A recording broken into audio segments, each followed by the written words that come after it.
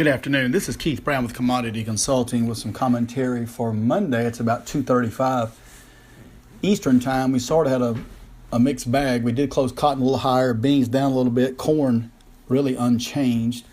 So we just get right to it. The cotton market the old crop spent most of the day under pressure. Of course, it had a pretty good little pop-up on Friday and some follow through today. As a matter of fact, we took out Friday's high, but we couldn't hold that.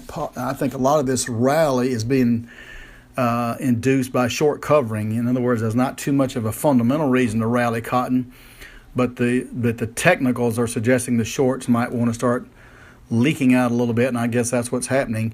On the other side, December cotton, new crop actually closed a little higher. There seems to be a little bit of concern about a lot of the excessive wetness that has come across the South. We had, of course, big rains in Georgia, Alabama this past weekend. And, of course, Easter weekend, we had big rains. And by big, I mean 5 to 7 inches. But if you're in that area, you know what I'm talking about.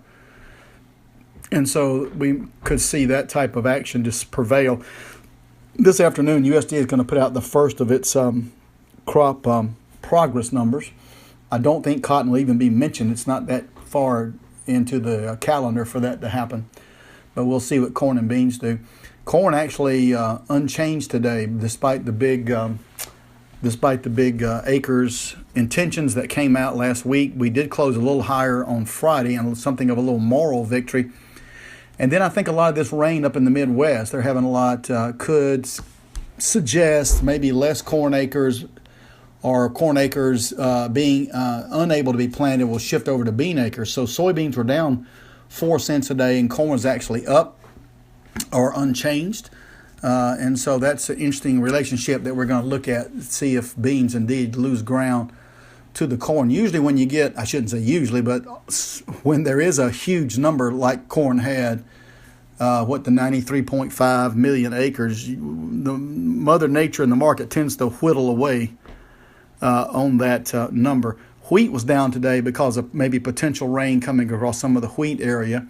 And so the Kansas City, Chicago wheat spread did not really work today. I was thinking at one time, and still think that could see a little better trade down the road. It certainly is narrowed in. It's only a nickel spread, a difference between the July Kansas City and July Chicago. And historically, that carries a bigger premium than that. So we'll see if that does come to pass. Crude oil down today because the Saudi Arabians say they're not going to freeze if Iran's not going to freeze. So that kind of broke crude oil.